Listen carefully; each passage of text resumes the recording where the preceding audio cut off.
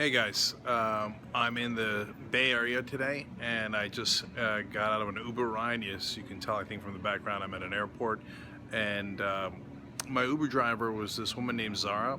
She's from Afghanistan, and she just came here 2 years ago through India, and she had an amazing story, and I kind of wanted to share it with you guys while it was still fresh in my mind.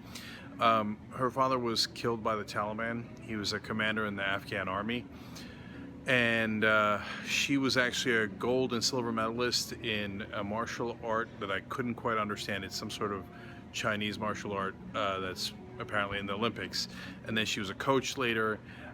One of her fellow Olympians from the Afghan women's team, 23 years old, was kidnapped by the Taliban, and they don't know where she is. They've not heard from her ever since. So obviously she's in a precarious spot, and so she decided to go to India and then eventually come here. And she came here legally, and she's trying to bring her mom and her siblings here as well.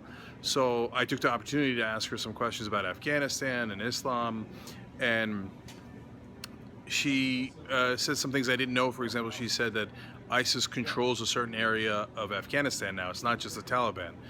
She calls them Daesh, which is another word for them. I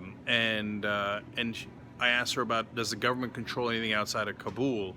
And she said, if you work for the government outside of Kabul, you have to be heavily armed and ready at all times inside your own home, because they will come and try to kill you.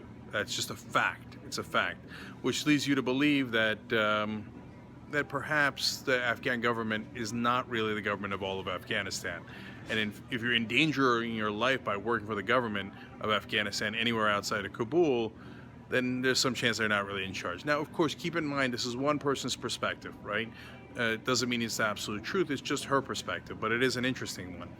And then I asked her about Islam, because here is a person who's being chased by fundamentalist Muslims, right? Her father was killed by fundamentalist Muslims. Her life's in danger because of it. She told a story of a 16-year-old girl who was recently killed in another area of Afghanistan because she fell in love with an 18-year-old and apparently wasn't supposed to fall in love with that kind of person. And I was, I guess, a little surprised by her answer. She was almost surprised that I asked a question. She said, "What do you mean? Of course it's not Islam. I'm Muslim." And she said that she studies the Quran and the Hadiths, and it doesn't say to do that kind of violence. Now, I've read the Quran too, and I don't exactly agree with her. That's why everybody's got a different perspective.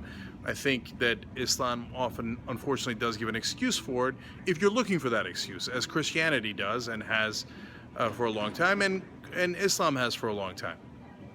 But from her perspective, she said, no, I'm Muslim, and I get that they're Muslim too, but they don't have a right to it, which was an interesting perspective, right? And she didn't think that was the answer at all. And when I asked her, okay, well, then why do you think they're doing it? Why is the Taliban doing it? Why is Daesh doing it? And honestly, she didn't have an answer. She's just a person, right? And she asked me what I thought about it. My opinion is that, of course, Islam does have something to do with it. It gives it an excuse. They can point to the book and say the book in parts says this, right? So I think it's probably not, I don't think it's right to say that Islam has nothing to do with it. No, oftentimes religion is used as an excuse. Nationalism is used as an excuse.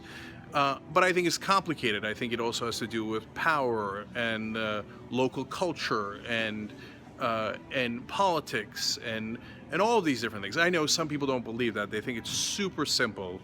They have a simplistic black and white view of the world. It is Islam, or it is this, or it is that, and it's only one answer, right? But I'm not here to share my answer on it, although I just did, right? And she asked me, and I told her what I think. It was just an interesting perspective that she had. And then finally, I asked her about the refugees. And how does she feel about people wanting to keep them out because they're Muslim, right? And they're worried, hey, I don't know, maybe the Daesh or ISIS is going to come in with them. And she said the same thing that a lot of people say, which is, no, they're running from ISIS. She's like, I'm running from the Taliban, and my family's still there. They're running from the Taliban, and we're Muslim. Don't keep us out because we're running from the crazy guys, right? And she was kind of flummoxed, like, how could you not understand the difference? In Afghanistan, we're all Muslim and we're fighting one another. It doesn't mean one side is more Muslim than the other. She's basically saying, I would argue we're more Muslim than them. I don't know who's more Muslim. I'm not here to judge that. I left Islam. I don't believe in it. I don't think it's the right thing, and I think it does provide some excuse for that kind of violence, right? But from her perspective, she thinks it's crazy to say that it's Islam when everybody there is Muslim. Then shouldn't they all be doing it? And how could you blame her for the monstrous acts of the people who killed her father? That's definitely an interesting perspective, one that I learned from. That's why I wanted to share with you guys.